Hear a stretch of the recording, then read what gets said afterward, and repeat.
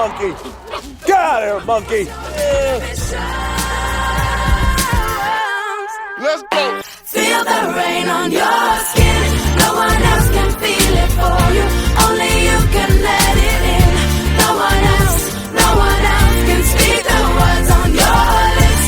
Put yourself in words unspoken. Live your life with arms wide open. Today is where your book begins. The rest is still unwritten.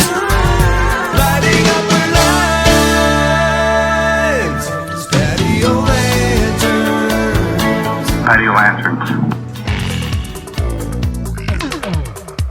People say that travel changes a man, and sometimes in ways that you wouldn't expect. For me, it was the travel pillow.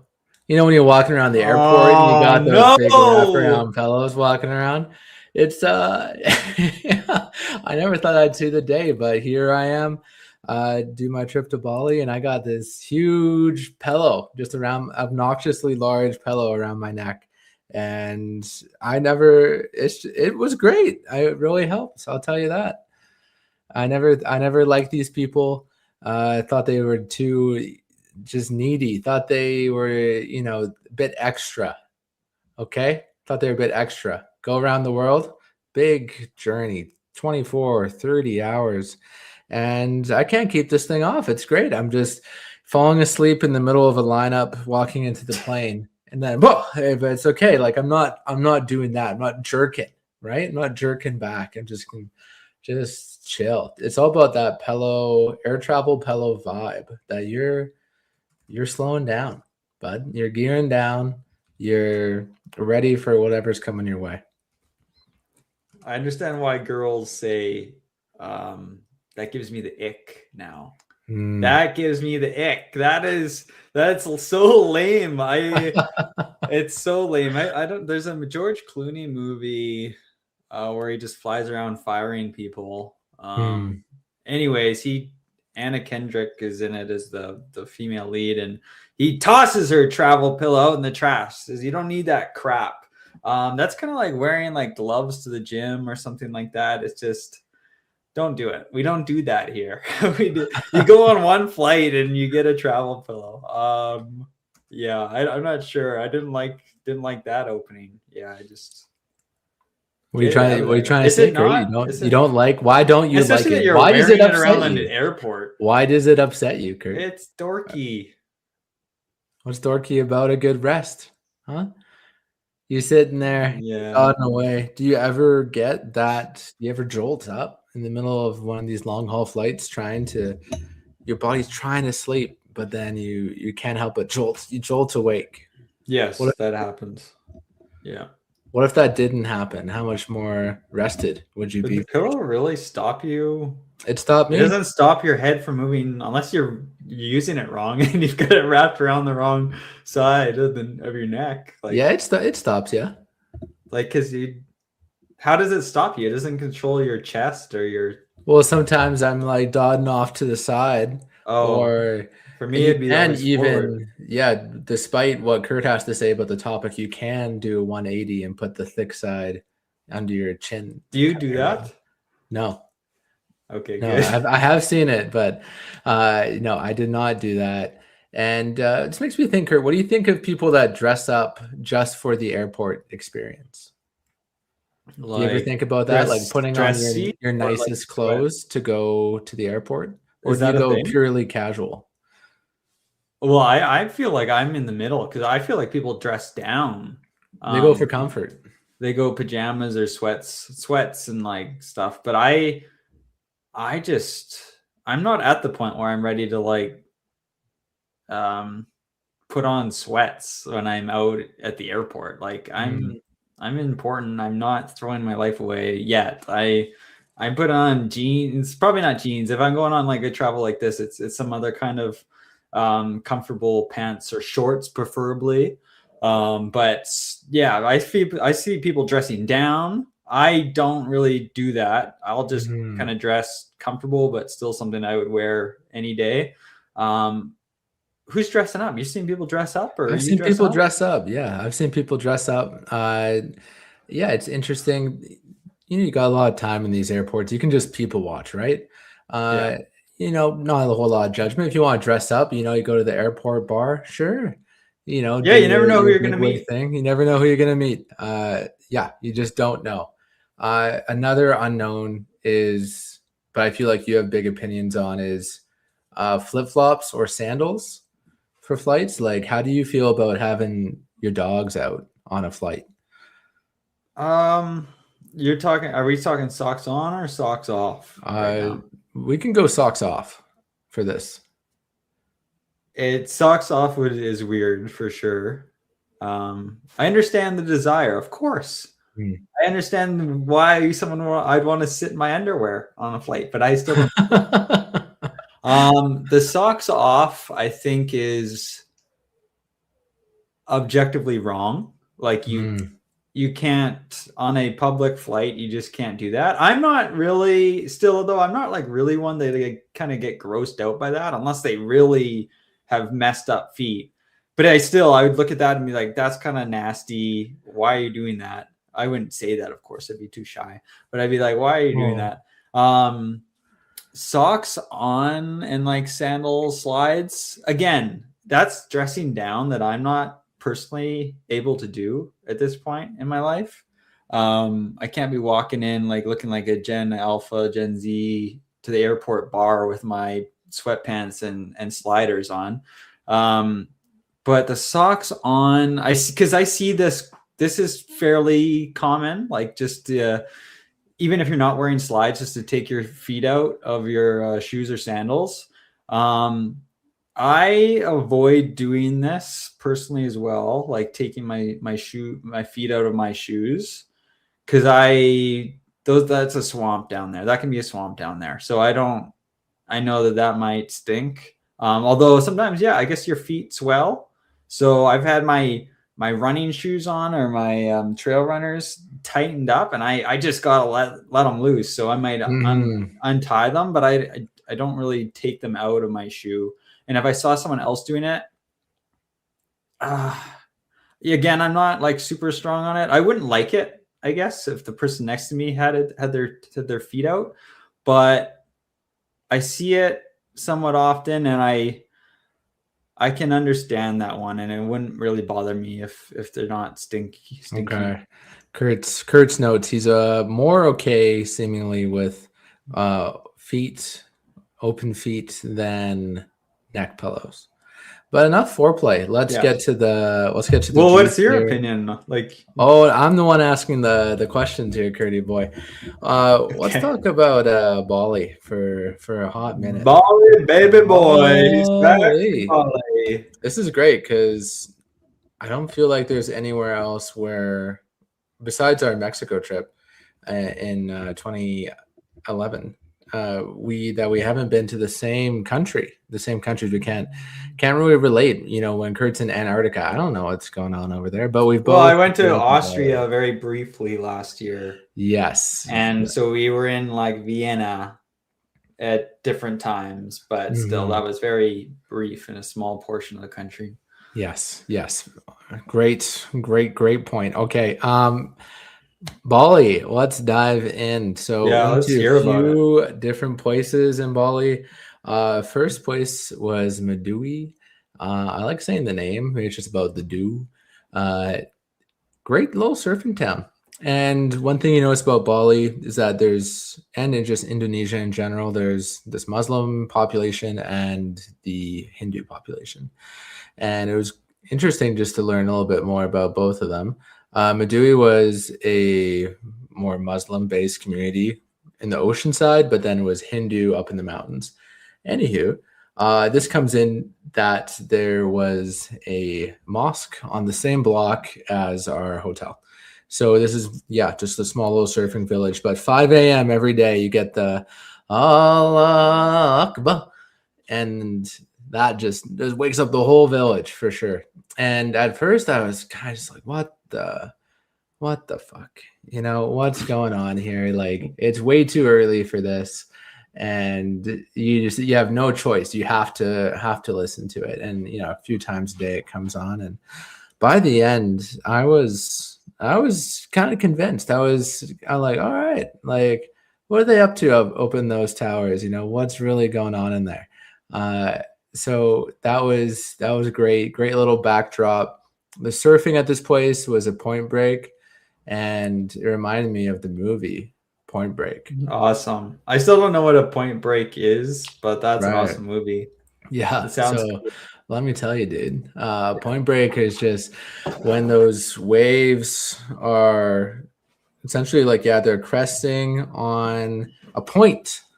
There is a certain point, and it's going to channel those waves into a bay or something like that versus waves that come straight in. So on the Point Break, you got to turn into the shore so that you have to like follow that ride all the way in, if that makes sense, instead of just doing like a straight shot back into shore.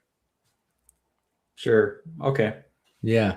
Yeah, sure. And it was hard surfing. Like, I swam out to this Point Break a few times, and there's these, to be able to do it properly, you have to do these 8-foot kind of waves to get into it, and at the same time be able to turn, like I'm talking about, into the bay and avoid these sharp rocks in front of a hotel that everyone is watching. Yeah. And yeah, there's a couple times I got just absolutely tossed by a wave and just miraculously avoided sharp rocks and swam through.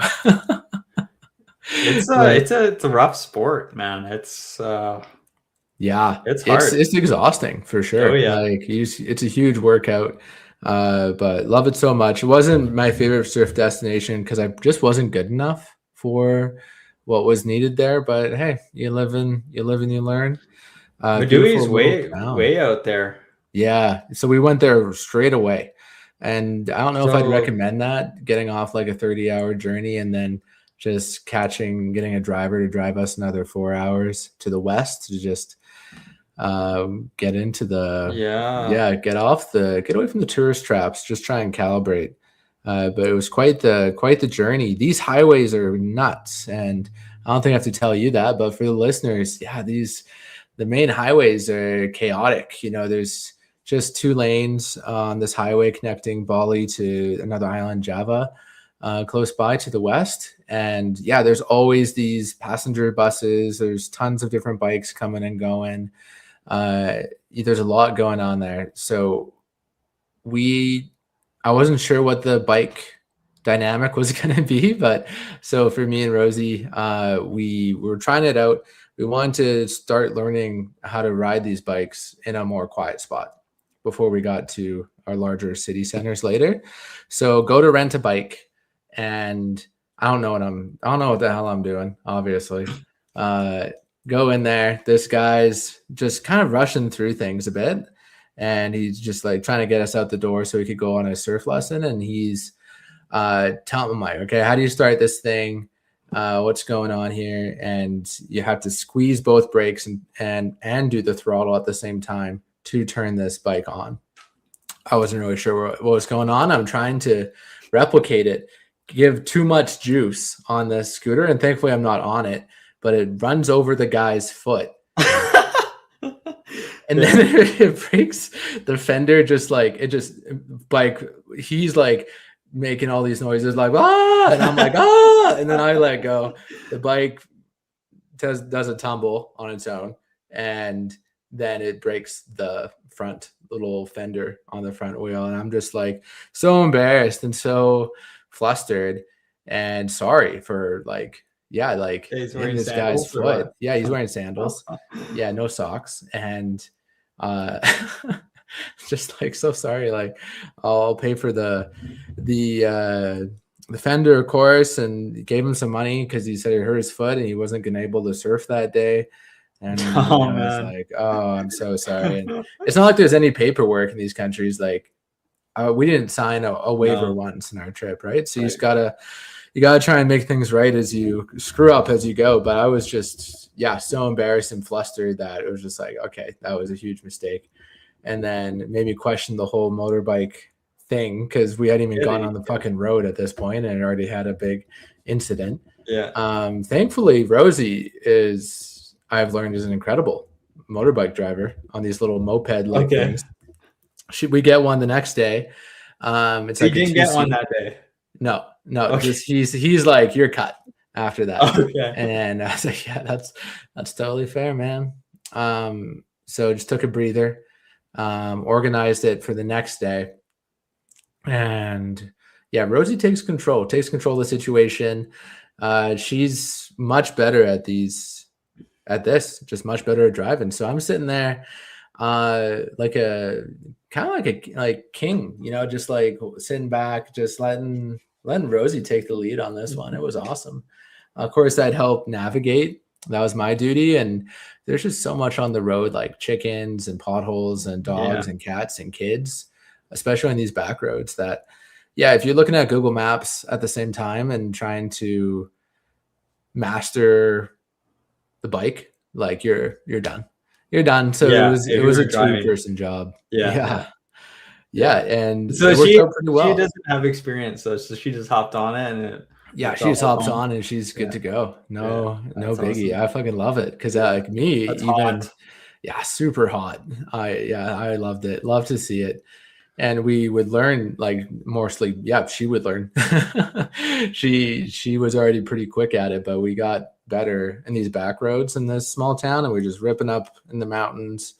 Rice paddies, gorgeous. All these people were surprised to see tourists in the middle of fucking nowhere, and that was a fun. Well, where'd you go? Where'd you go from? Madui? Yeah, we didn't go too far. There was like the seaside Hindu temple. We probably kept within like an hour drive radius. There was also a drive-through tree, like this. Oh, I thought you went to like another part of the island, or so this was just kind of figuring things out. And our promise was to stay off the highway more than a few kilometers because it's still fucking insane. Okay. So yeah, Madui, great time. Next we had before that, there was a bit of a redemption arc. I took the bike for myself for like an hour and a half and just ripped around, and I felt like I got better. I don't know what it is, but I just knew if something happened and I had injured Rosie, I would have been devastated, absolutely devastated. But I felt like if it was just me ripping around and I did something stupid, then it would be okay. So yeah, I just ripped around and got a feel of it all. And yeah, I felt like that was a small redemption arc for me on the motorbike. Still, you don't want me taking the lead on this thing, but felt somewhat more competent, after that. Okay. Great. And then then headed to Ubud, which is one of the biggest cities in Bali. Very much a spiritual center. And yeah, thankfully we got our hotel to organize a cab ride back to Ubud, and we stayed at a very fancy to us place, like maybe the nicest hotel I've ever booked for myself. And I think it was about $150 a night Canadian, but you can really ball out. Like it was awesome. It was gorgeous. Yeah. And it was adjacent to the monkey forest. Oh, adjacent to monkey. Monkeys. Sounds too close for comfort. So you were driving in, and then you you see these long-tailed macaques kind of off in the distance, howling, screeching, being chaotic. Yeah. And you get in this beautiful place. I'd go back again. The Hotel Alam Inda, if anyone is interested. Big fan of what they have to do there. The next day we actually, first of all, we were able to meet a friend from Nelson who lives in Ubud for half the year. And yeah, he got to tell us a little bit about his life over there, which was great. Anytime you can get that kind of local experience, you're doing well. And the next day, Rosie organized this this tour with a local. His name was Made. This great, beautiful Balinese man. He used to be a chef. Gave us like a tour of the rice paddies. Told us all about all the local ingredients. All these things that would grow around the rice paddies: ginger, these peppers, all these different spices. We were smelling all these things along the way. Vanilla, coffee. It was awesome. And Later, he brought us to the monkey forest, a different monkey forest than beside our hotel. And yeah, there was this. Yeah, so there are these monkeys, and of course they're there, they're doing their thing, and one of them hopped up onto my back, right? Yeah. And his name was Big Boss. So he's Okay. walking around, and our guy's like, "Yeah, Big Boss, Big Boss." And then he jumps up on my back, and he's not like aggressive or anything, but he's like crawling up me, and I'm trying to get him off a little bit, and then he slides, and then he scratches my collarbone area, Oh yeah. right? And Yes. I don't think anything about it right then. Okay. Don't think much. It didn't Like you even started feel puking and hurt. mutating. Yeah. Yeah, it didn't hurt that much. I was just like, oh yeah, just Okay. it's fine. They put some iodine and rubbing alcohol on it and sent me off, and it's like, okay, it is what it is. You know, we got a lot ahead of us still, right? Got a lot ahead of us. So we went to this temple where there's this water ceremony. We got purified. You know, you're dunking your head under this sacred Oh, I think I these did that. taps Yeah. of sorts. Got one of these nice 3-colored bracelets. I feel like you probably have something like this. A Yeah. little It's closer. Black. You got mine, one of those on your wrist? mine's gone now, but I had it for a while. Yeah. You were Mhm. blessed. Yes. Yes, was blessed, and yeah, I couldn't help but feel the sting of it. I was like, "Oh, yeah, this thing's kind of hurting in this water. Maybe it's a Oh, little more than I thought." And anyway, yeah, we had this beautiful day, and it was finished with Made bringing us to his family's home, where he got like a tour of his family compound. There was about like 20 of them living in this compound, all intergenerational. There's these different temples and shrines that each family has, which is really neat. And he gave us this. His wife cooked this beautiful meal, and then yeah, there's a couple more stops. We went to this art school. We went to the organize a whitewater rafting trip. All this other stuff. Like he's just the man, right? He's the man in town. Everyone's saying hi to him. It was awesome. And then we get back to the hotel and just we're kind of exhausted, and the roads that he had us follow him on our scooter were insane. Like the rice paddy roads were like maybe 4 feet wide. okay. And So you rented another scooter? we're renting another scooter, and this Yeah. is the big leagues in the city now. We're Yeah. totally ripping around.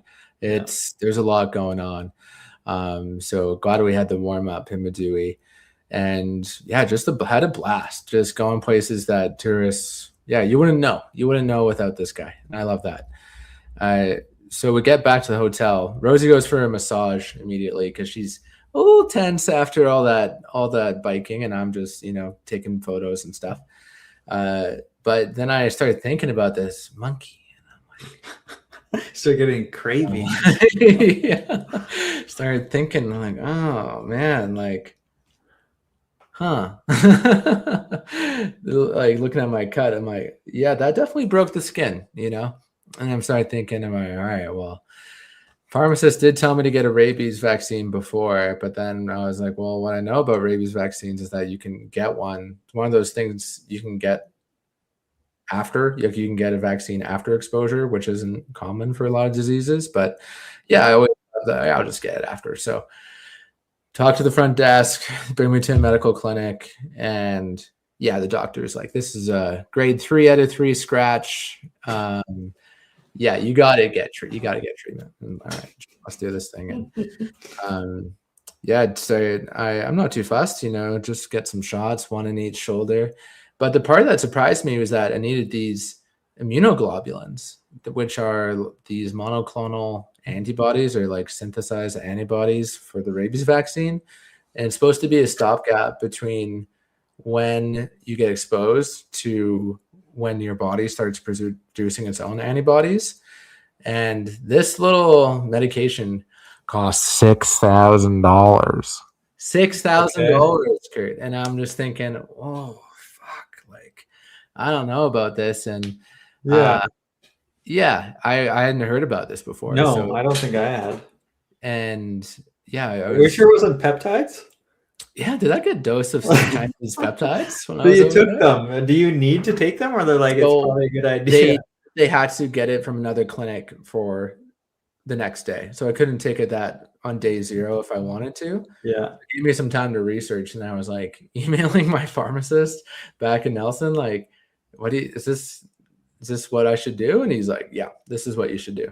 And then Okay. had some time to do my own research and stuff. And also talked to my insurance company, thankfully, Yeah. Pacific Blue Cross. I was like, is this like, I figured out a way to contact someone. Yeah. And I was like, is this like covered under my plan before I do this? Otherwise, it made me question, am I worth this? Yeah, exactly. The 6K? Because I had never heard of this before, but it was covered, thankfully. Okay. So I did it, and then had to get another shot a week later in Bali, and I still have to get my final shot back in Canada next week.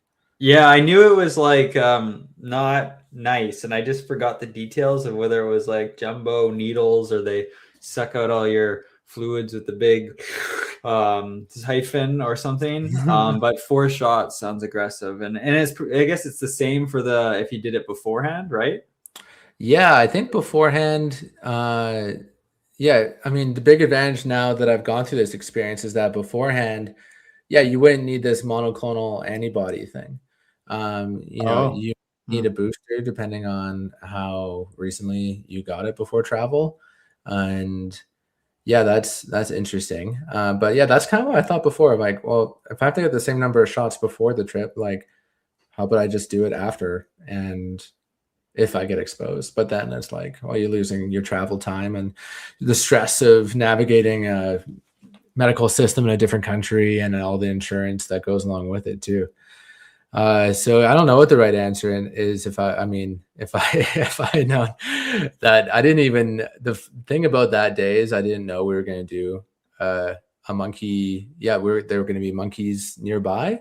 Of course, there's monkeys near our hotel. They're kind of chaotic, but yeah, it is. What would you have done? Would you have prepped? Would you have worn like well, maybe I just would have got the military rabies grade before. clothes?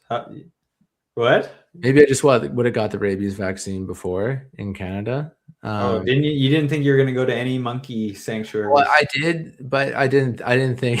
I just didn't understand monkeys. Oh, yeah. I mean, they're wild. I mean, I think most people don't do the shot just because it's like you described. I don't know what the percentages are, but I think you're more uncommon than common still. But there's probably the odd one. Yeah, well, they're feisty and unpredictable. Yeah, I guess one of them tried to bite me at one point. I didn't even see it. You just like turned your neck the other way. Yeah, it's that Ryan. Yeah, these fucking monkeys. I'll tell you that. Yeah. It keeps on going. This is 2 days later, and there's consistently like monkeys on the path from our fancy hotel to the main street, and we pass them many times, and they're just doing their thing, right? They're just doing their thing. We go to this clothing store, this little boutique-y kind of shop. I want to get myself something nice. And it's actually this very shirt you see in front of you here. I got this over in Bali. Nice. I was wondering why you nice wrote green, okay. Nice linen, right? Yeah. It's pretty good. We got a pretty good deal relative to Canada, but still a good chunk of change, right? $60. And so I'm walking back to the hotel. It's just me at this point. I literally just walk out of the door of the shop, and walking, going back to the hotel. I see these monkeys in the way, and I got a little bit of PTSD after all this rabies stuff. Yeah. I don't want another monkey encounter. And then all of a sudden, there's 12 of them. They charge me. Oh, they charge me. They're bearing. 3 of them are like baring their teeth and getting aggressive all of a sudden. What do you do? Path alone. And I'm like, what the fuck? And they're reaching for my bag. They're reaching for my paper bag where my shirt is. Yeah. Shorts. They jump on the bag. I'm trying to pull it away. They jump on it. The bag rips. And then they loot it like a bunch of little bandits. Yeah. Little bandits. I got jumped, Kurt. And I'm getting jumped by these monkeys. All right. And they took your shirt, but you got it back. somehow. That didn't get. I'll tell you. It keeps on going. So there's linen shirt and shorts in there. I figured they would lose interest, right? In them, and like I try to I figured they thought it was food in the paper bag, right? Okay. Some poor tourists must have been carrying some fruit in a bag, or they learned that somewhere along the way. And so I was like, all right, well, it's not food. They're probably just going to drop it, right? And so I was waiting there and would try to make some footsteps towards them to be like, to try and grab the stuff. But then, would get teeth and hissing if I came too close. So I just kind of would wait. I thought I'd just wait. I was also kind of shocked because it's like low-key hilarious that I got jumped. I was like recognizing that it's low-key hilarious getting mugged by monkeys at the same time, and kind of pissed these little fuckers for stealing my shit. Yeah. And there's another hotel guest coming the other side up the road, and they're deathly scared of monkeys. And I was kind of like, hey, can you get some help? And then this man from the hotel comes with a slingshot, like a hero out of the Avengers, right? And he's just slingshot. They're not doing anything right now, are they? They're just playing around with your shirt? They're just playing around with it, yeah. Okay. Trying it on.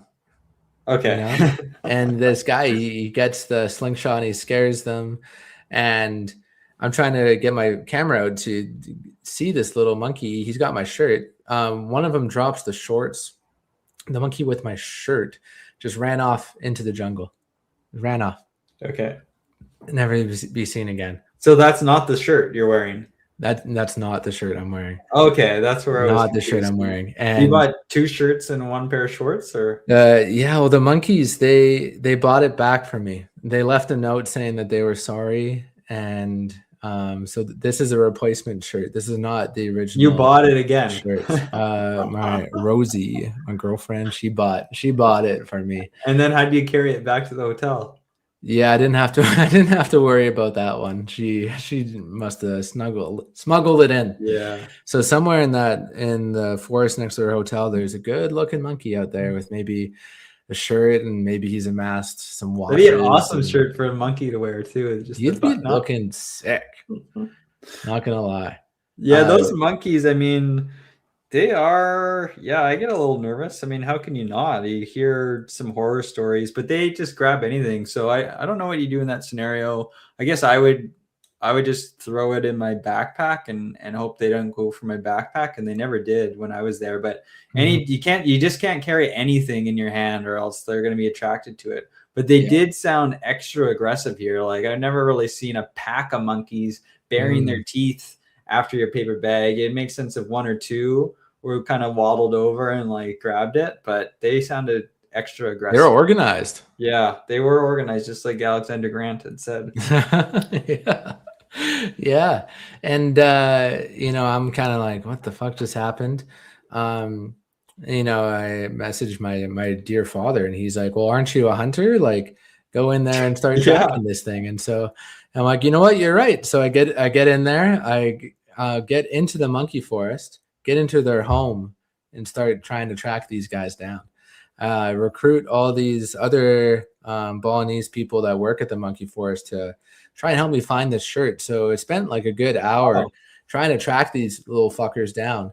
And I was looking around, but as you can see, that's like a very forest green, kind of brown almost, and it's hard to find this color in the forest. That's for sure. And well, it's camo, and I couldn't find it. I was interviewing all these monkeys. I was like, have you seen my shirt? I'll give you a banana. You know who took it? Huh? And it didn't get me too far. That's the other thing. At least in the actual monkey sanctuary, they'll do that too. Is they've learned if they take things like a phone, they'll get like a banana, or they'll get food to give it back, kind of thing. So you'll see that from time to time. So maybe they be stuck around for a bit to see if you would give them some shillings or something. For sure. But the hotel guys scared them far away at that point, and they just fucked off into some trees with my brand new shirt. Yeah, my brand new $200 shirt. And no one was around to see this Yeah, no one, just me. Wow. Yeah, it's crazy. Yeah, there were some more monkeys in Nepal, and they were giving me the shifty eyes. I had to be careful when I was walking up those steps. Make sure, Yeah. hey, Oh, back oh, off hey, here. oh. Yeah, the monkeys. So yeah, I got to know the monkeys really well over there. I'm surprised they didn't like smell. I've seen this in I think like The Walking Dead or something. They didn't smell like monkey DNA on you and kind of treat you as one of their own. Or maybe that's why they attacked in the first place, because Yeah. they sense that monkey smell, the monkey blood on you, and something wasn't right, or they thought you were maybe from another jungle, another territory, and Yeah, I think that's a generous interpretation. I think they just thought, here's this fucking chump right here. yeah, Like, what's he gonna do? You yeah, know? He's wearing sandals right now. What's he gonna do? Boot us? I don't think so. yeah. Classic. Fucking classic. And so yeah, thankfully, yeah. I mean, I tried to recover the shirt, valiant effort. Didn't get. Yeah, That was pretty funny. I was surprised when you were sending me stuff, and you would maybe sometimes send like just very little context. So like one day you've got like a scratch, and I don't even think you mentioned monkey, but I was like, oh shit, like did a monkey get him? Because that's always my first thought if you're over there. And then like the next day or whenever it was, obviously I saw a glimpse of the t-shirt or the shirt being carried off into the jungle, and you're laughing and I'm laughing. And, just outrageous. Just so fucking classic. Yeah. These fucking monkeys. But yeah, after that hotel, it was I had enough of these little shits. They're so funny. They're chaotic. You don't know what the hell they're gonna do, and that's the fun part about them. I thought about the fruit thing you mentioned too. Like, should I have given them a kiwi or something like that? I've heard other people say they get more aggressive if you have fruit. It's the risk. You're damned if you do, you're damned if you don't. I don't know what to give these things. Yeah, I could see that too. Yeah, They empty your pockets. They take the clothes that are on your body. Yeah. Next thing, they're gonna pull my pants down and spank me. Okay, so how long were you in Ubud for? We were there for a week. Okay, wow, pretty good. Yeah, the longest place we stayed at, and went to a little place called the Yoga Barn.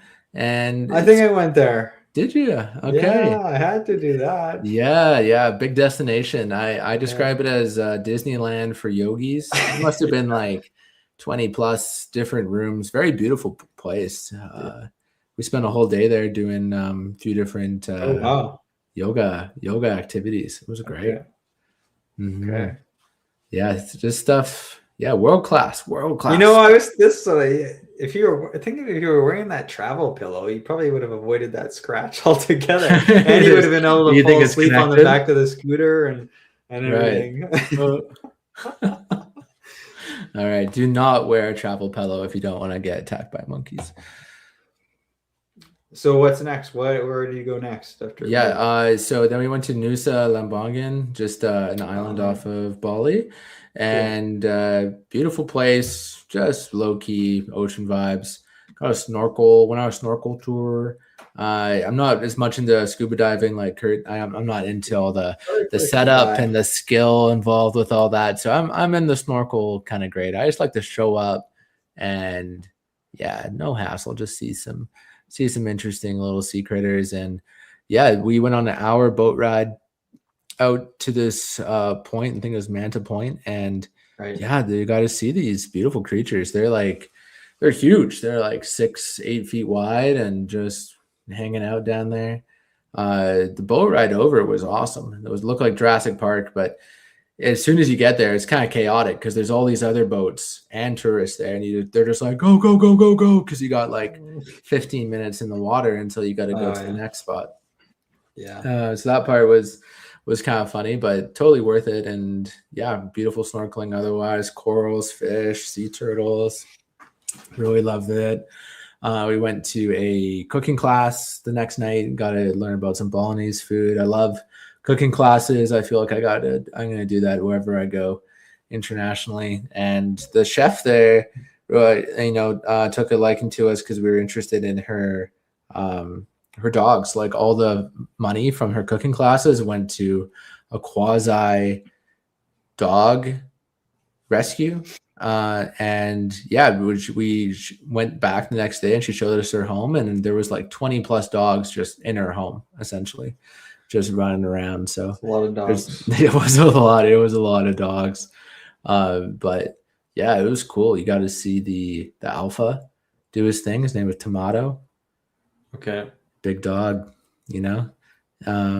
so yeah, and just another moment of alpha. Like those are her dogs, or are those like what? Yeah, they're all just her dogs, house, essentially the shelter, or are they just actually her dogs. Her house is just like the shelter, pretty much. And yeah, so I'm sure you saw it too. There's just a ton of dogs in Bali on the roadside. Some of them are mangy, some of them were, needed food and all that. Kind of wish I bought more just like dog food just to leave out for the critters we saw along the way, if they were starving. But advice for anyone listening that's going to do a similar trip. And then did you have a scooter on Nusa Lembongan? We did. Lots of potholes. Okay. Yeah, the roads are not great, eh? Not great. Yeah. Lots of beaches. Cool little vibe. Very touristy. Probably it felt like the most. That and Ubud are very touristy. That's the one with like is it called like the T-Rex? That iconic viewpoint looking down. Teardrops? I don't. There was here something, but it was like these very rugged cliffs. There's that iconic, maybe it's like iconic Bali photo where you kind of started at the top and there's mountain cliffs and there's a beach down below, and it's a bit of a ways to hike to the beach down, but I didn't go down all the way, but you can. Yeah, we definitely did something like that, which was cool.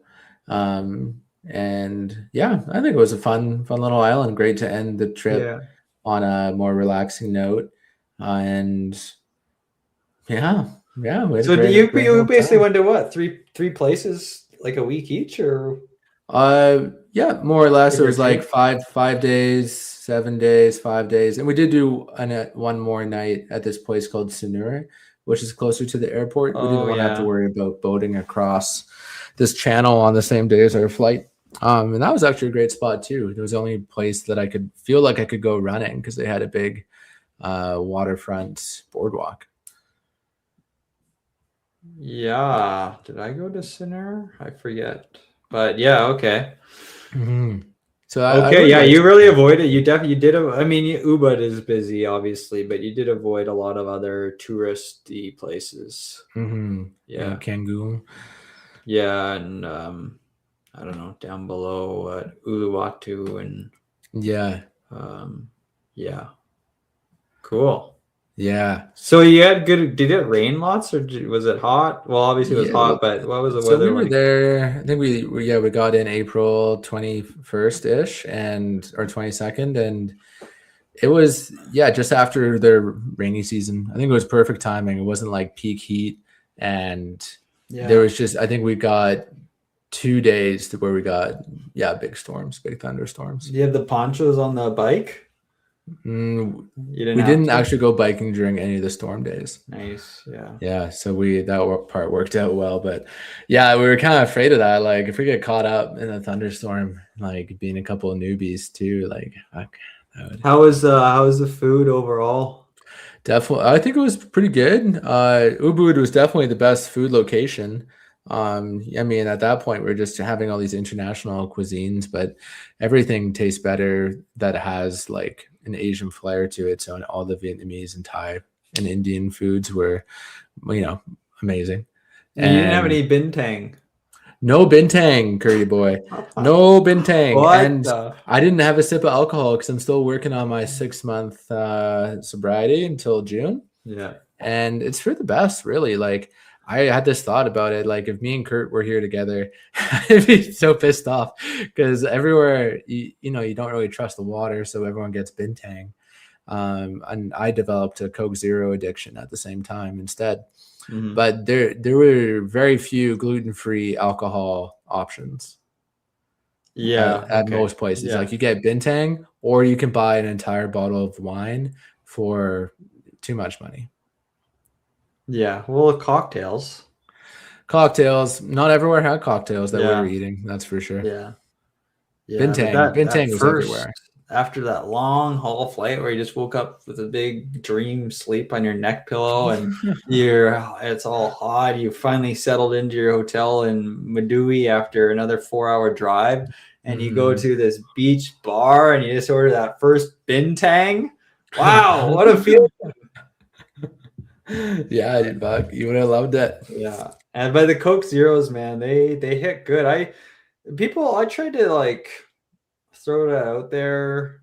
I forget who I was talking to. Yeah, I think it was on my last trip. I was like, people sure drink a lot of Coke Zeros over here or well on vacation, and they just kind of chalked it up to it being hot. But I feel like it's more complicated than that. I feel like we get pretty hot weather here, and I don't see the number of Coke Zero cans being guzzled down out here. But maybe it's. I was having like 2 Coke Zeros a day.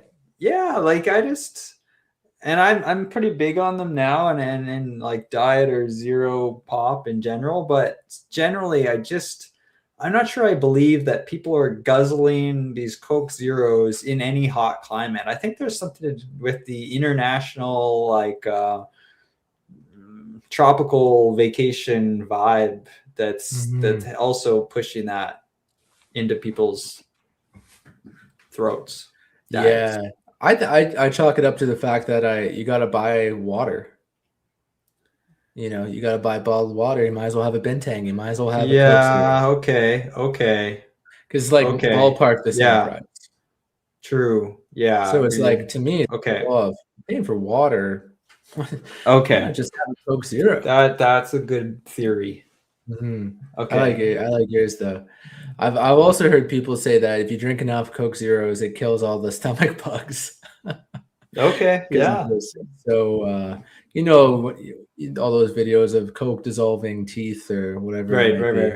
Yeah. Right. So maybe there's like a protective element out there for all the travelers. And people love Coke Zero too. It's Coke Zero. It's over Diet Coke or just regular Coke, especially. It is Coke Zero or bust for a lot of people. And there's like, it's almost like that pack of monkeys sometimes when they run out of Coke Zero and they ask if like regular Coke's all right. People get pissed off, including me.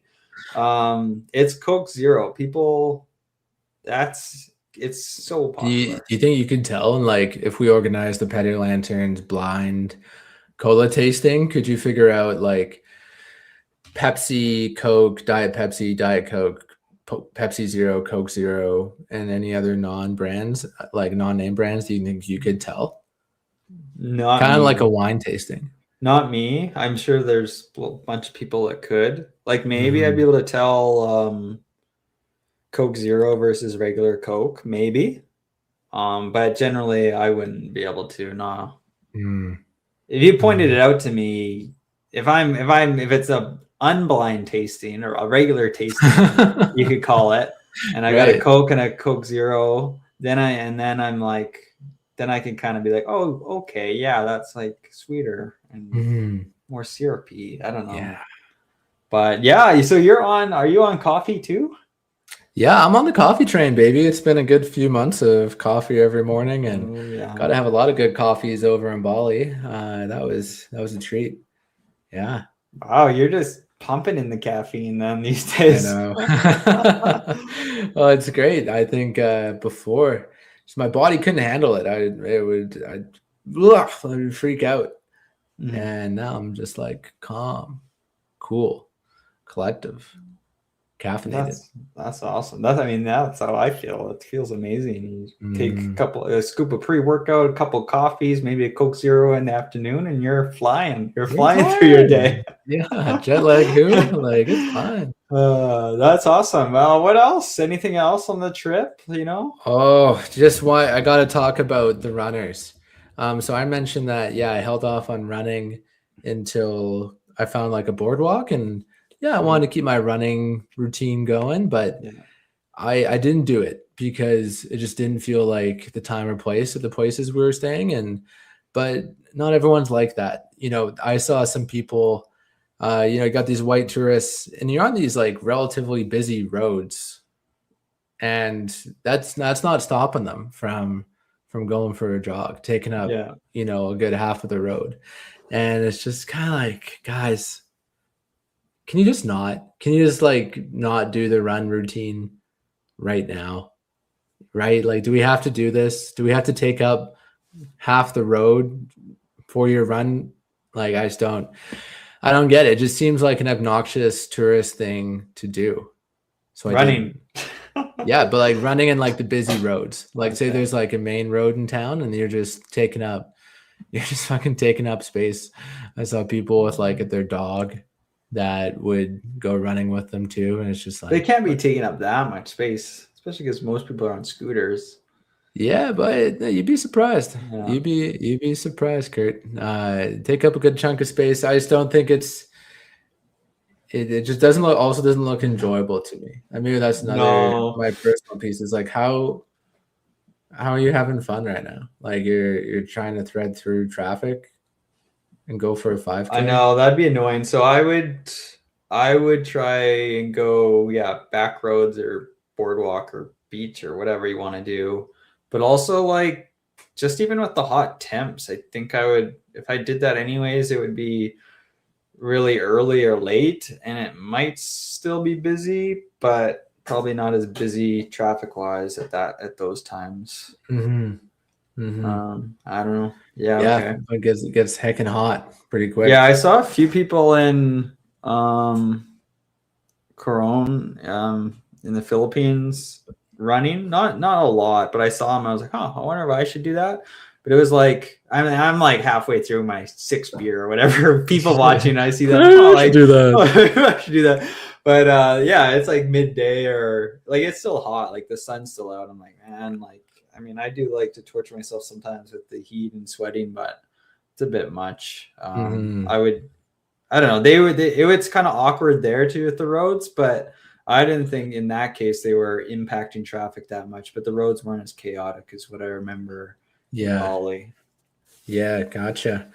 So yeah, from your experience from Bali, did I miss out on anything big? I know you thought that the sunrise hike was pretty spectacular, and we actually didn't do that one. But yeah, a bit more yeah. north. Any other towns for the lantern nights that you thought were worth visiting over what I went through? Yeah, I didn't know about anything about Madui because that's way out of where I went. Yeah, the sunrise hike for Mount Batur was really awesome. Extremely touristy, which is yeah, so it's kind of a sucky hike in that way. Like it's just constant stream of people, but it's worth it if you have good weather, which we did for the sunrise because it really was beautiful.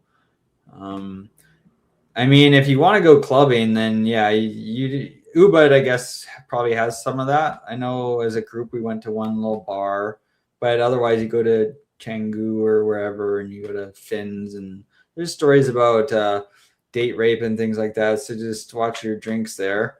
And then the islands, I mean, I like Lombongan, and then there's also Nusa Penida. I went to off Bali. I went to the Gili Islands. Yeah, is that the like Gili Air, or is like the Romance Island, the Party Island, and yeah, I don't know if it was like if there was one that was. Yeah, I don't. Yeah, probably. But yeah, Gili Air, Gili, whatever. There's 3 of them. And I think I just went to 2 of them. I forget 2 of them, and maybe I only stayed on one of them. Those are pretty busy, but you can kind of just walk around the whole island or bike across around the whole island, like pedal bike. It's pretty nice, and they've got like snorkeling and diving out there, but it is super touristy. And then if you go over past the Gili Islands to another island, Lombok, I just spent a brief amount of time there, but it's kind of like a chill, less developed Bali. So if you wanted to go really off the beaten path, you could maybe go over there. And then over there, they have this Mount Rinjani, which looks like a really awesome hike, which I did not do. But that looks like that's a bigger hike than the other one I mentioned, but that looked really awesome. I know some people that have done that. And then, if you go further, you can do trips to see those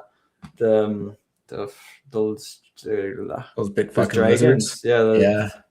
What are those called? Komodo dragons. Komodo dragons. Yeah, but like you, I thought it was maybe not really worth it. It wasn't really something I was that interested in for the amount of time it would take to do that. Yeah, that was my take too. It's like, that looks pretty cool to go to Komodo National Park, but yeah.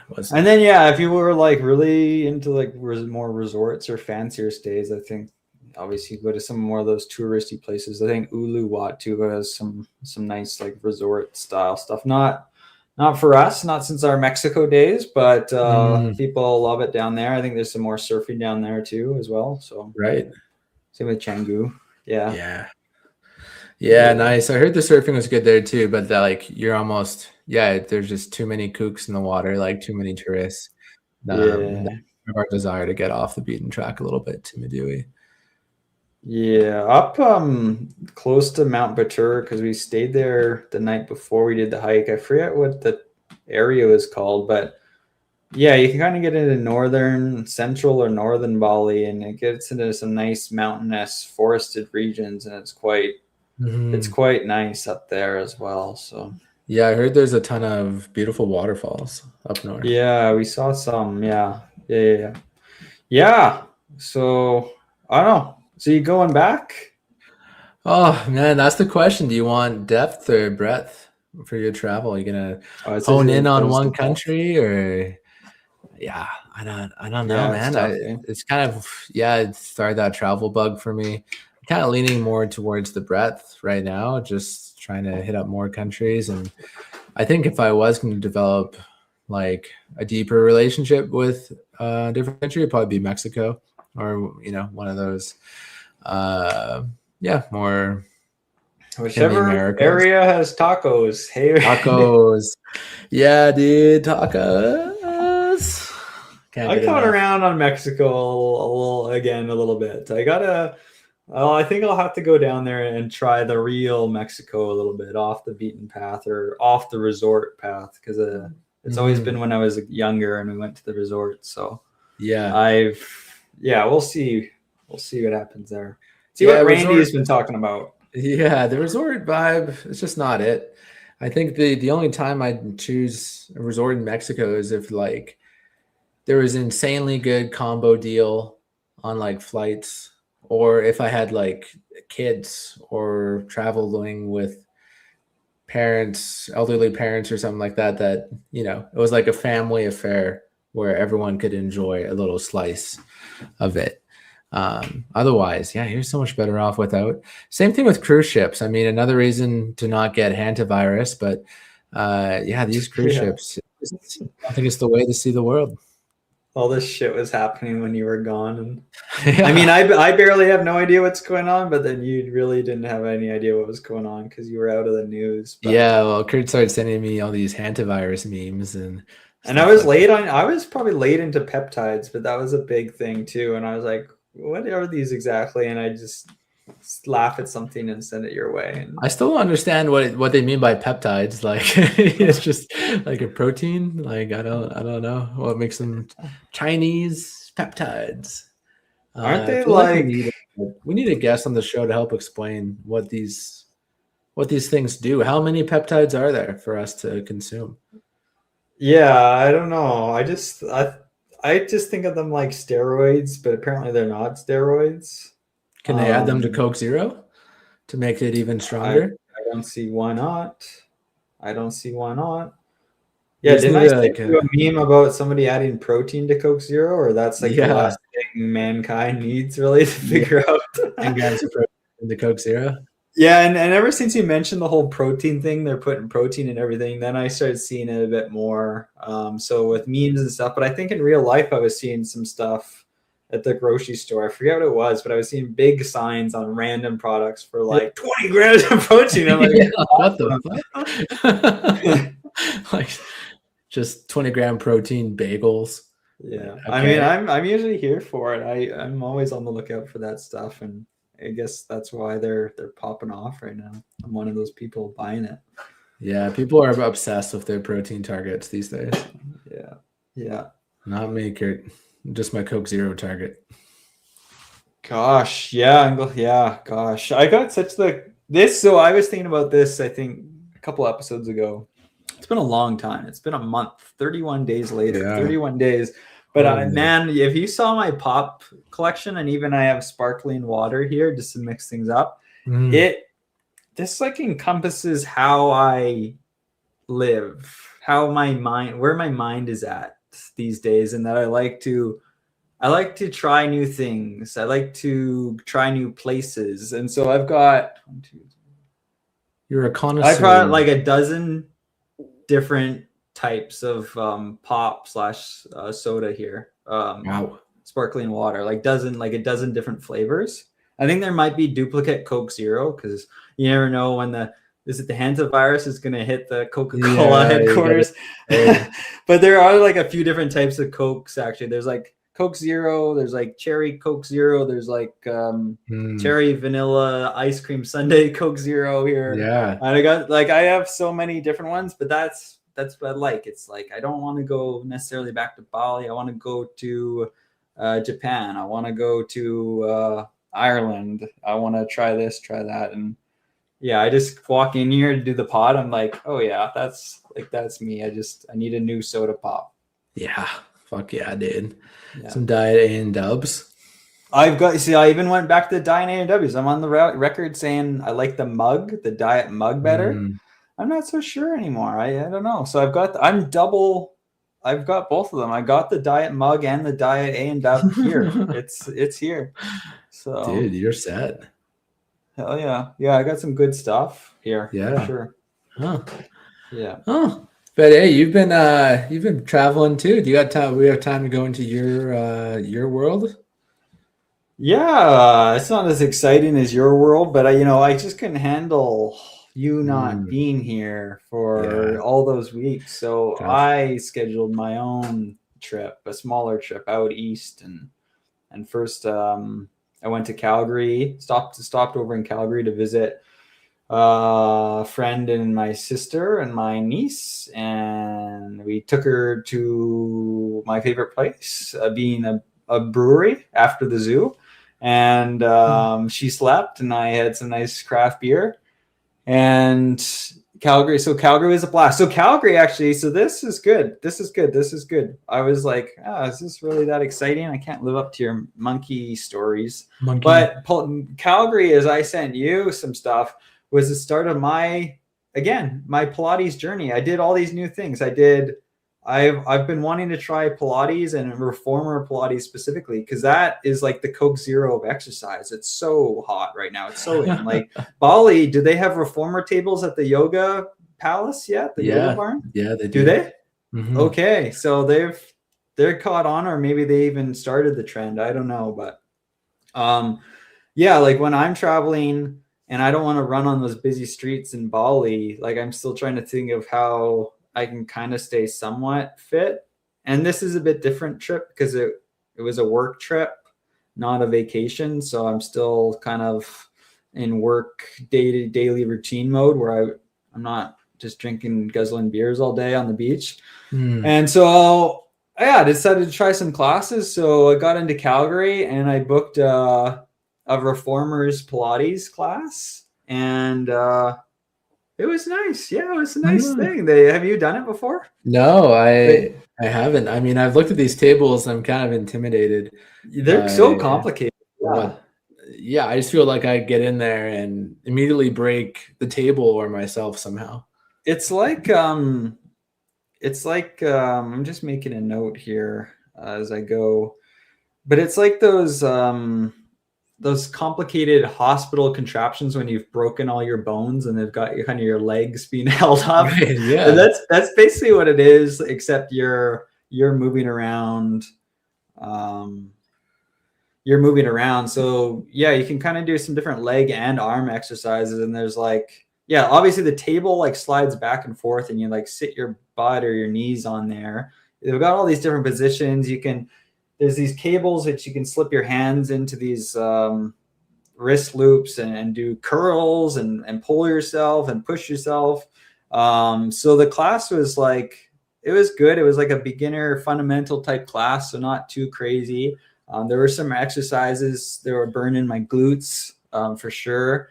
It's a warm room. It wasn't like a full-on heated room, and we'll get to that in a minute, but it was like warm. It was like cozy kind of room. And yeah, just tons of babes. So obviously, as you can imagine, it is particularly in a place like Calgary. So yeah, it was good like lunchtime reformers Pilates to break up the workday. Is this the I don't know if this is the newest hot girl activity. I feel like I clocked this a few years ago, but it's like the it's a few years old. This is a hot girl activity for sure. Oh, 100% it is. But yeah, it's been around for a while. So I did that, and then on the weekend with my sister, I got her to book us in some actual like hot classes. Hot shop is what the group's called, and they do some classes, and it's like they do a bunch of different things, but it turned out to be like this sculpt class on the Saturday, which was like a mixture of high intensity training, yoga, and Pilates, except it's boiling hot in there. And I hadn't done like hot yoga or anything. And that was like so this is another thing I wanted to kind of try, is like doing one of these hot type of classes, whether it's yoga or whatnot. And are we talking like 30, 35? Yeah, it was like mid 30s or high 30s, I think. Oh, fuck. Yeah, and you get in there, and it was packed again, and there were a few other guys, but it was a packed Saturday morning class, and the instructor was ripped, and she put us through the ringer. And I'm like, I think like everyone generally was dying, but like for sure I'm like feeling like lightheaded at times and stuff, and I feel like I'm keeping up pretty well, but by the end of it, there's like movements where I'm like feeling like lightheaded. I am soaked. I am soaked. I got to be the sweatiest person in there. And Michelle kind of whispers next to me, like, you can take your shirt off if you want. I'm like, I never like considered that.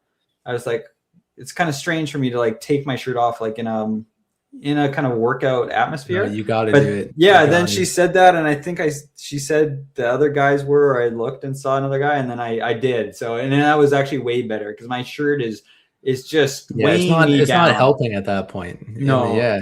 We're doing all these fast paced movements, and yeah, it's really up tempo. And it was really hard. It was a really hard workout.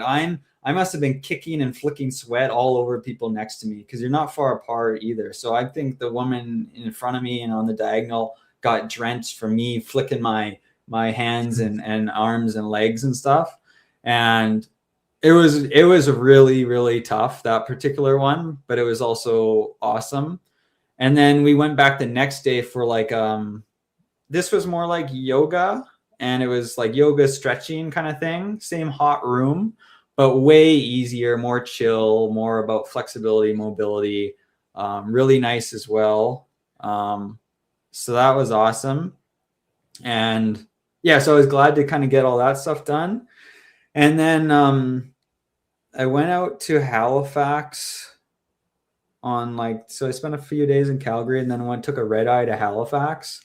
And in Halifax, I had a hotel gym, but I also wanted to try some stuff. So I did a few different classes in Halifax. So I did just regular Pilates in Halifax. I did a couple days. Pilates guy. Do you feel hotter? Do you feel like a hot guy coming out of Pilates? Yeah, I do. Yeah. Oh, all right. And the timing, I think, was a bit worse to get all the usual hotties in there, because I was a bit early. I was like the first class at like 6:15 or something. And so this was like another studio, a hot studio. And this was regular Pilates, which I hadn't done.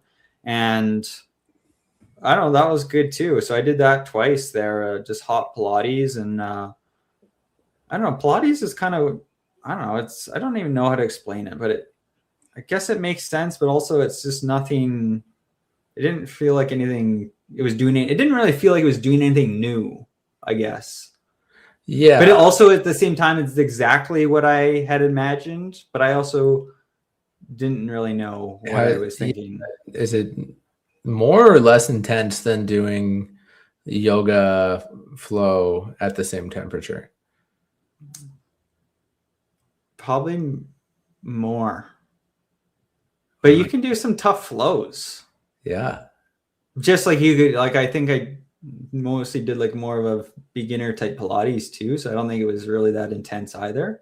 So I think it varies, but I would say more just because you can kind of get some different tools involved. And I had, so in some of these classes, like that hot sculpt one, and then this one, I think like you get little dumbbells involved, and they even have like rubber balls or whatever, maybe sometimes bands or whatever. And so you can kind of get some props involved in these classes. So you add that in there, maybe a little bit tougher than your typical yoga flow, but yeah, that was good. I was trying out all these new classes there. It's freaking expensive to do any kind of drop-in activity. Even the regular gym is like $20-25 at a lot of these places. And these classes, if you don't have a membership, it's probably $25 or $30 for a drop-in. Some of these, they got like an intro offer, free class, discounted class, something like that. But it's expensive, man. It's expensive. Yeah. Okay. And this is all just a warm up for arm wrestling strangers. Right? Yeah. Yeah. I sent you some cryptic messages about him just showing up at a local bar and just throwing down people's arms on the table. I was setting out the vibe in West Halifax. I was setting the West Coast vibe in the East Coast city of Halifax. It was like nothing I've experienced before anywhere else in terms of how effective it was. You know me, I'm being cool, mysterious. Yeah, I've got kind of that mysterious traveler vibe. Like, why is this guy walking in here with why has he got a backpack? He's sitting by himself. Maybe I'm jotting something down on a journal looking book. Maybe I'm reading. What's he writing? What's he doing? Who's he here with? Oh, he's alone. Like, and over there, like, it was working for me, I guess you could say. It was attracting the right kind of attention. It was like, it's a bit of a different atmosphere over on the East Coast, the good people of Halifax. And I went to a cider bar, a cidery down there. Forget what it was called. Nice little cidery. And I sat myself up at the bar like I normally would, and I'm looking, I'm pondering, scratching my chin. I'm doing the performative male stuff. You got your stack writing poetry, feminist literature, writing poetry in my journal, and there was like there was there was either like a bachelorette or a birthday party of women that walked in. And so I'm like, here's the Here comes trouble. Here comes trouble. Oh, yeah. Nice. Yeah. And at some point, one of the girls came over and she explained that it was her friend's 30th birthday. And then she had like a little like bingo looking card. And so I guess they were doing some like different challenges, different things for this birthday festivities. And you try and get them, stamp them all in a row and whatever, bingo. And hers, she asked me to arm wrestle. So at the bar, she put me on the spot. It's nice. I'm front and center. How can I turn down this arm wrestle in the busy cidery here? And so we started arm wrestling, and it wasn't easy. I wouldn't say like, it's not like I smoked or anything. I did win, to cut to the chase, but for a minute I was like, what if I lose? Because it's not like it was over. It wasn't like like that. I was like, okay, what if I like lose? I was like, oh shit, like what if I lose this, or should I let her win, or like what's the right play here? And anyways, I just went for it and crushed her. She had to, put her wrist under cold water or whatever people do. But we arm wrestled, great. And then later on, I can give you a Patio Lanterns exclusive. Oh. I like the visual idea of Kurt just absolutely Well, then slamming this woman's arm. yeah, I just slammed like so loud, like the bar's shaking, glasses spill over. But then like the birthday girl came up with a nice little thank you. She kind of thanked me for participating, and then wrote me this nice thank you note. You can't read it. Actually, you can. It's Thank you so much for being a part of my big day. Your arm wrestling, my friend, means more to me than you'll ever know. Thanks for making 30 so amazing. Love you forever, Maddie Hart. And then this. Wow. Powerful. It's a photograph of her, I guess, a while ago, and some interesting makeup with interesting makeup, making the peace signs my favorite.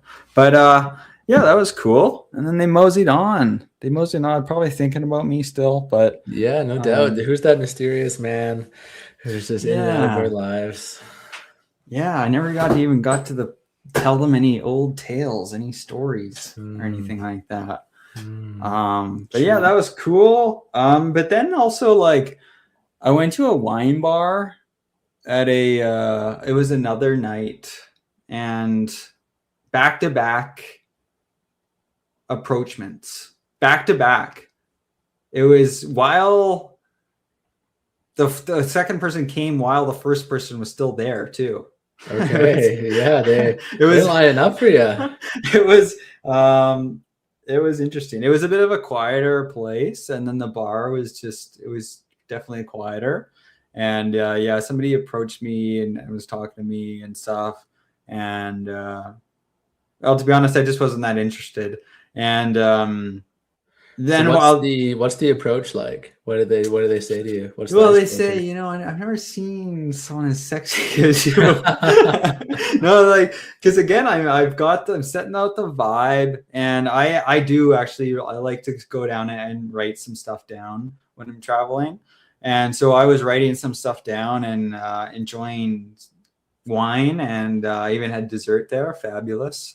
And yeah, she came and asked me or commented on the writing part. She said like something like she normally does that, or she hasn't seen anyone else do that or something. So it was comment on the whole writing thing, like writing in a journal type thing. And then we were just making conversation, and yeah, it was kind of funny. It was kind of awkward, like, because I'm 50. I'm Bradley Cooper and Limitless. I'm 50 steps ahead of everyone in that bar. So I've already looked her. I've already checked her out, right? When she's been at the bar. I've already thought about this whole scenario. And so I already decided I probably wasn't interested fairly early on before she even, or even before, yeah. But then even early, and then especially early in the conversation. So it was like nice, but also like I felt bad because like the right thing to do probably, because she was like awkwardly like standing beside me kind of, and maybe it wasn't awkwardly, like maybe no one else really gave a damn, but like the nice thing to do would be like to offer like sit together or buy her a drink or something. But right. I'm just kind of keeping her at bay while we're having this conversation for a while. So I'm like sitting on my bar seat and she's just standing by me, but I easily could have like moved over there or vice versa or something to get more comfortable. But we talked for a bit, and then at some point another person joined like the bar during that conversation, or maybe it was just before. And then like while that first woman was like still there, this other woman like got involved into the conversation or started talking to me, and she was just kind of sitting closer to me, so she didn't have to get up or anything. But it was just funny because the first person's like watching all this kind of happen and everything, and I was just chatting with this lady, and it was fun. It was funny. Yeah, it's good. You got to practice them. Get some attention. Those flirting skills. Yeah, and I need lead them on a merry little chase. You let them down gently. That's all right. Give them a little taste of curry. Probably made their night. Yeah, boom. and then just like that, like a fart in the wind, I'm gone. He's out of here. Back to the West Coast. Mysterious West Coast man. Yeah.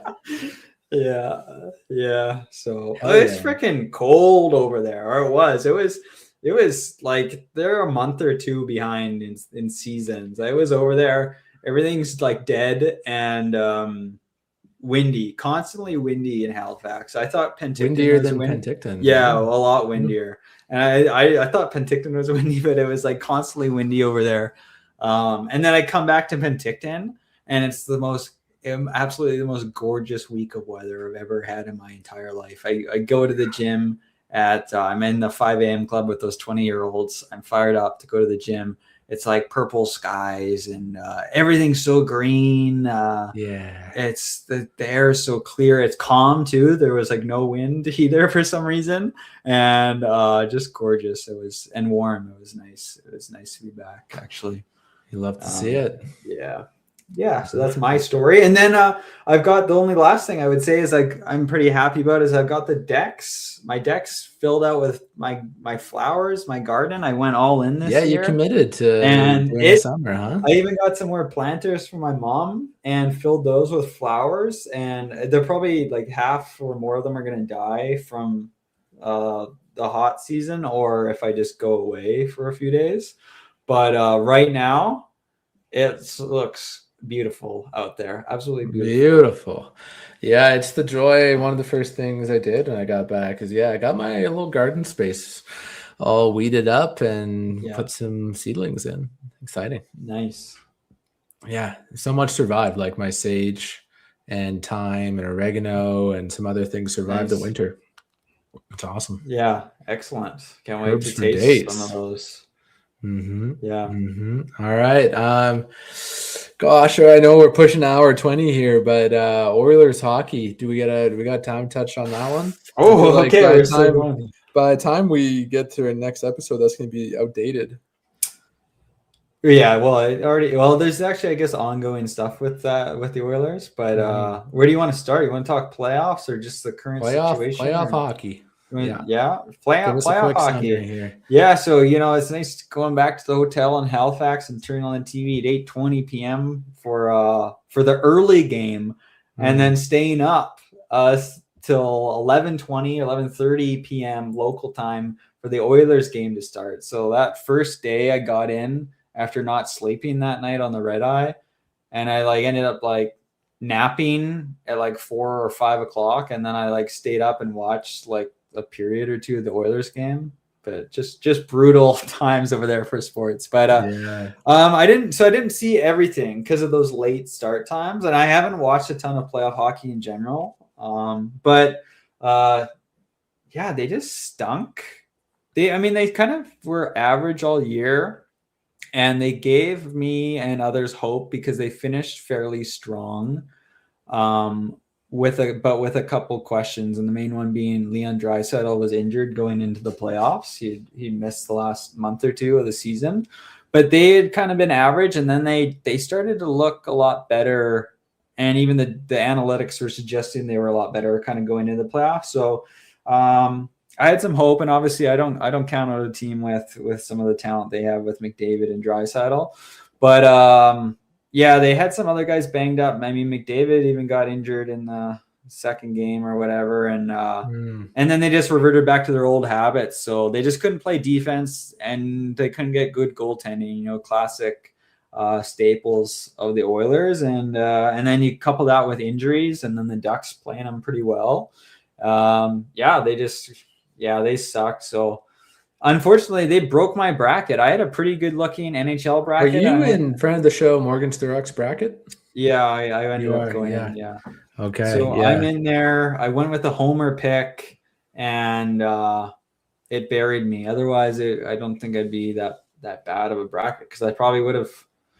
It would have been I probably would have picked Avalanche, Carolina. Instead, I picked Edmonton, Carolina. But they.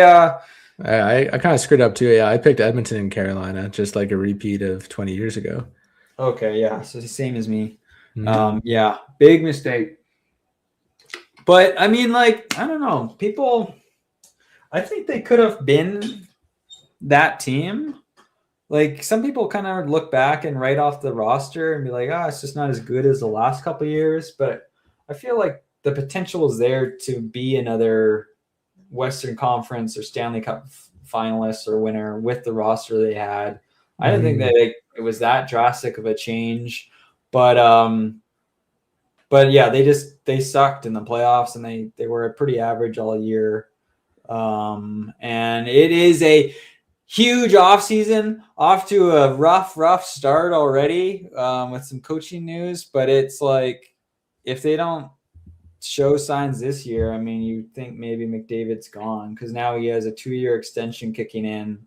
But really, I mean, he needs to see how this. I think it's a 1-year thing, like, and then he sees where it's at after this year, and it's either stay or he go, or they hold on to him and then they let him walk for free agency. But this is a huge off season. I don't know what the hell they're gonna do. Bowman absolutely fucked the team up with that Tristan Jarry trade. It was so bad at the time, and now it looks horrible. They somehow gave up. They didn't just swap goalies.